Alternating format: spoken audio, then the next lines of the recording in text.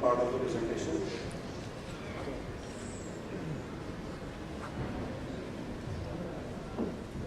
So while ESL is already been discussed many times during the day, ESL right now, the two major projects which are adopted as national programs. One is the home lighting program DEL, where we've already distributed 84 lakh bulbs and we plan to distribute around 15 crores in this year by 2016. And the street lighting program where we have already completed almost 2 lakh street lights. So the ESL business model is targeted to mitigate the risks which are perceived for ESCO programs.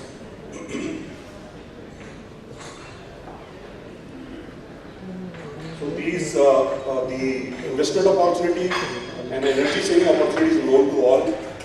There is a peak shortage of energy in India, and a very significant number of people are not having access to electricity because of shortages at various stages of the supply chain. And the DSM program, the energy efficiency model is also nascent in India.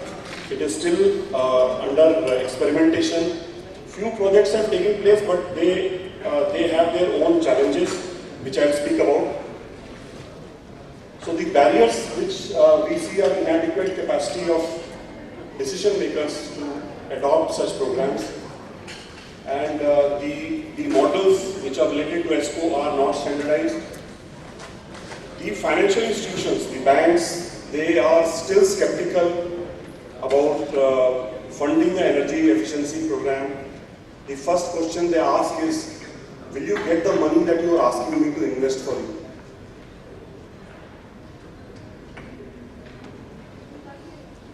So I'll come to the street lighting program. I'll quickly just show one slide on the DSM program, the DEL program, where we aim to avoid addition of another 10,000 megawatt of captive power by reducing the usage of inefficient home lighting products.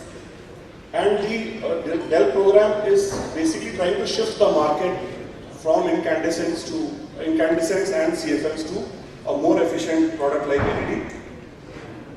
The major challenge which the customer had or is still having before adopting LEDs is they are first of all not aware that LED is an option which is available, or at least we can say that this was a challenge around 1 year back. With the ESL program and the industry putting all their might into developing LED products and marketing them, we see more advertisements, we see more awareness programs, and the customers, the layman is now to a limited extent familiar with LEDs. They know that this is an option, and with the economies of scale, the prices are coming down. The DEL program that we are doing has brought down the price of the humble 7-watt bulb from more than 400 rupees to less than 100 rupees. But the retail market is still a challenge. The retail market pricing is still high. The companies are, I think, aligning themselves to this, but they need to convince their retail partners also. So the solution is through the DEL program and using the Bachat Line Yojana architecture. The recovery of these investments are through the DSM-based savings. So coming to the street lighting program, the advantages are many. We are shifting from a more energy-intensive lamp, sodium vapor, to LEDs. It improves power factor, reduces dependence on power plants for buying expensive peak time power, and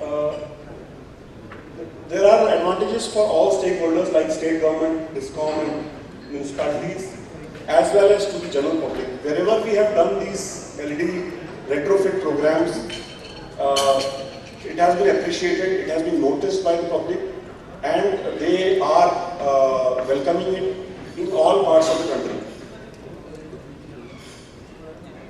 So there is a saving of more than 50% for the municipal body.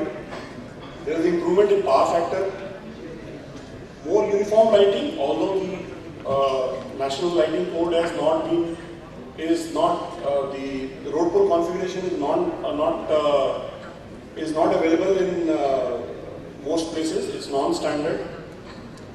And better lighting means other social benefits like less crime, better reduction in traffic accidents, and safer streets, more business hours for people. So, while the LED lights have brought about more uniform lighting, and the look, in fact, has changed. Wherever these lights have been installed, there is a dramatic change in the perception of safety, even the visual comfort for the vehicular drivers has improved dramatically. And although we are reducing the power consumption by more than 50%, the light level is actually going up by sometimes 100%. So I am just giving a sample financial model of one particular municipal body, where the investment to replace conventional street lights, 46,000 street lights, is something like 30 crores. And the project period during which this investment is recovered is 7 years, so the lights are maintained for 7 years. And ESL has a equity debt ratio of 20 to 80. They invest 20% of their equity and 80% is from our financial partners. There is a post-tax equity, IR 14% is there. So for the municipal body, what is the compelling argument? They have to have overall saving in the project. Whatever they are paying now, in case we put up this LED project, they should actually save more. They should be spending less after the LED street light retrofit has taken place. If that saving is not there, no municipal body will come forward and support this idea. So there are benefits over whatever they were spending earlier on maintenance cost of electricity. Now they are spending less because of reduction in electricity load and reduction in maintenance expenses. For 7 years, ESL will look after maintenance.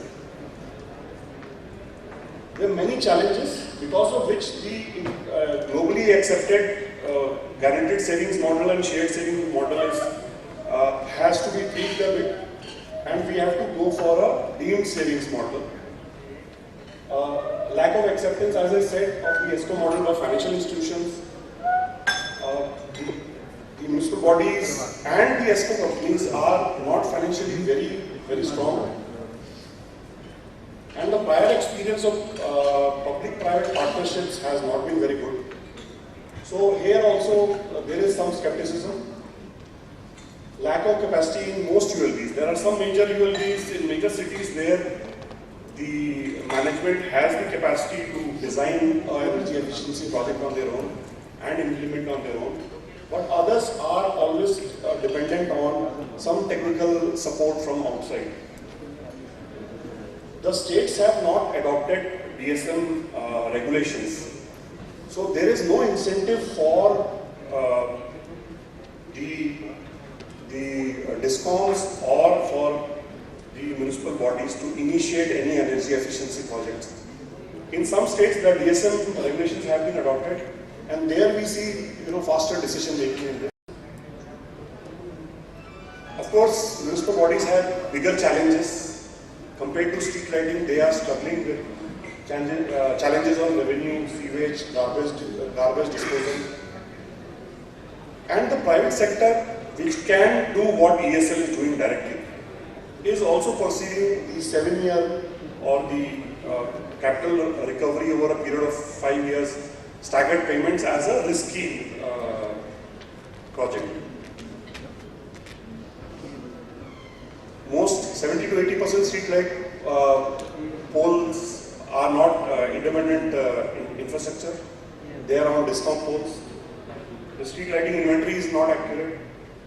and there are inadequate and improper baselines, which essentially what I mean to say is already the lighting level is very poor. The number of lights which are working on a kilometer of road is actually much less than it should already be. So if I try to put a conventional measurement and verification model or a conventional ESCO model, it will not work at all. Because already the system is in shambles, the light level is very low, the power consumption is already very low. So how can I show energy efficiency on something which is already dismal? And LED lighting in street lighting for Indian conditions has improved dramatically over the last 3 years, but we are all still learning. The lighting industry is learning, ESL and the municipal bodies are also learning what are the additional precautions or design changes they have to make the lights more robust, more reliable and safe for operation.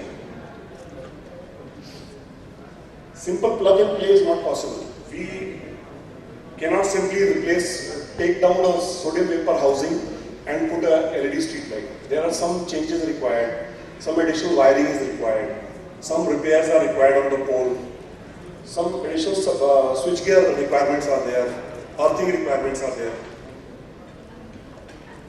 And the control system, the centralized control and monitoring system, which will help work like a steering on a car. You have 50,000 street lights, but if you don't have CCMS, you are actually still in Stone Age. So CCMS is now becoming an integral part. It is just like a steering to a car. It helps leverage it makes operations easier, maintenance easier. But this technology is also still being developed, still being understood. Some major cities like Delhi, Mumbai have CCMS systems running, but it is still not, from design point of view, it is still not a big success in smaller cities. The challenges are manually operated switch points, they have to be replaced by CCMS. Mixed load feeders, which means that the power quality is very poor. There's a lot of surges, switching surges or lightning surges. And municipal bodies also have one reason that they don't want to go to a low maintenance technology like LEDs. They have enough budget. This happens where the municipal body is financially sound. They feel that this is not required. I can still manage with the money I have. I don't need to adopt the LED. So there is some resistance there. And because the money has to be recovered over 7 years, some kind of government support or state government direction is required for the ESCO company to actually go ahead and invest and wait for payment recovery over 7 years. And one factor is that even when we replace sodium vapor with LEDs, because the way the light spreads is different compared to a sodium vapor, the non-standard road pole configuration also creates a problem, and the have to be designed or installed in such a way that while the area just around the lights is well lit, there are no dark spots. And this we have seen in our experience that the pole height is less. It is sometimes less than 7 meters. It is 5 meters, but the pole span is 40 meters. So it is just not possible for a LED light, one single lamp to cover sideways 40 meters. And when I say non-standard road pole configuration, I'm just trying to show you a photograph. This is a national highway, and on this, it's a A1 category road, and it has 40-watt tube lights. So if I want to save energy, I have to put a 20-watt LED here. But A1 category requires 30 lux minimum. So it will never work. The ESCO model will never work on this. Here, the municipal body, along with ESL and the lighting company, have to decide what do we want here. Do we want lighting level or do we want energy saving? So, although the overall project we should save more than 50% energy, in some places the energy consumption on some stretches, like the important road like this one, the lighting level for us to reach the lighting level of A1 category, the kilowatt per kilometer will actually go up. The energy consumption will actually go up on this stretch. So this is a decision which has to be taken by the decision makers and consciously accept that, okay, on this stretch, I may be consuming more energy than I was earlier. But the lighting level on this national highway when we did this study here was just 1 lux or 2 lux, which is not even like a candlelight. So, and the infrastructure is a challenge. So, working on these poles is difficult. Retrofit, when it has to be done, we have to take down the old housing and the pole arm in most cases because the arm angle is different.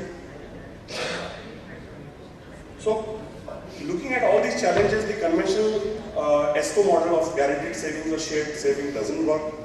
We have been tweaking and modifying the model, and we have come with this model, which I think the slide you may have seen earlier in many other places.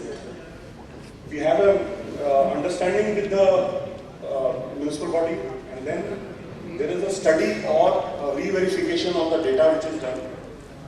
A technology demonstration, which is a pilot project which is done to prove that more than 50% saving will take place if we replace a higher wattage conventional light with a LED light. There is an agreement and there is a payment mechanism which is agreed upon so that the capital investment that DSL makes or the ESCO makes is secured through a escrow or a bank guarantee or a state guarantee. And then most important after implementation is the measurement and verification. So conventional M&D has not been successful in the past. So we do a deemed savings model where we do a pilot project. So the savings are identified at lamp level. When a 250 watt sodium vapor is replaced with a sodium vapor or metal halide is replaced with LED, what is the saving?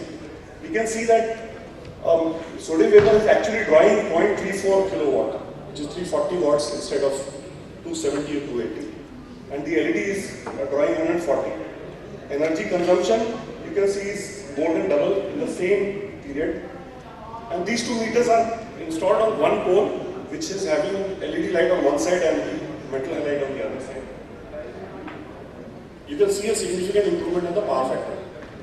So this data, on the basis of this, savings is identified for a small quantity of lights, and this is then read across to the larger project area. The pilot study data which we have done all over the country, I have just shown some pilot projects, we have done many more. The saving has been steadily more than 50% and the light level has gone up in most cases. In fact, we did a first area lighting project in Varanasi where we have converted all the high mast and mini mast sodium vapor lights, more than 1200 sodium vapor lights on 84 ghats of Varanasi with LED, 700 LED lights. The power consumption has dropped by more than 70% and the light level has gone up by 100%, which means from 430 kilowatt, the consumption, the connected load has dropped to around 130.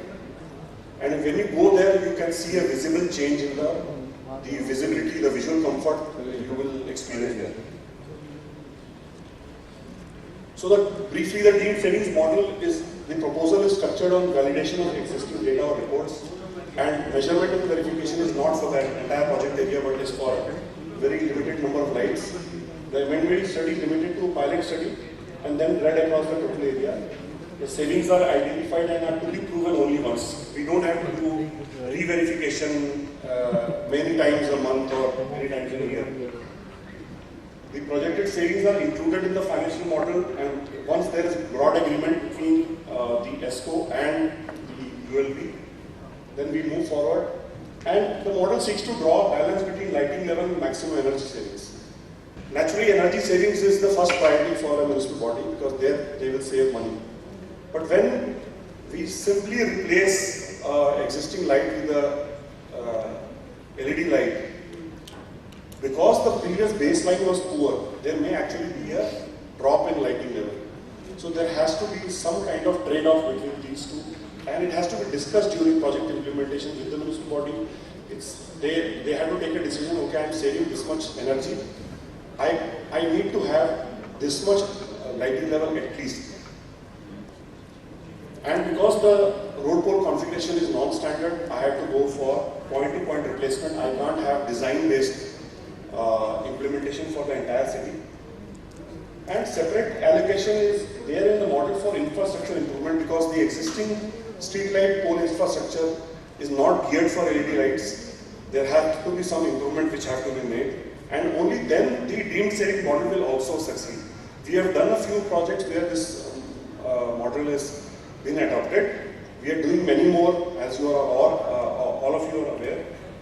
And it is with the support of the municipal bodies and the lighting companies that ESL will be able to make this model successful. And who knows, the lighting companies will be doing this directly once the model becomes robust enough. The lessons are learned from this, all the mistakes that need to be made before it becomes foolproof are made, and then it is accepted by the entire country. That's it. Thank you.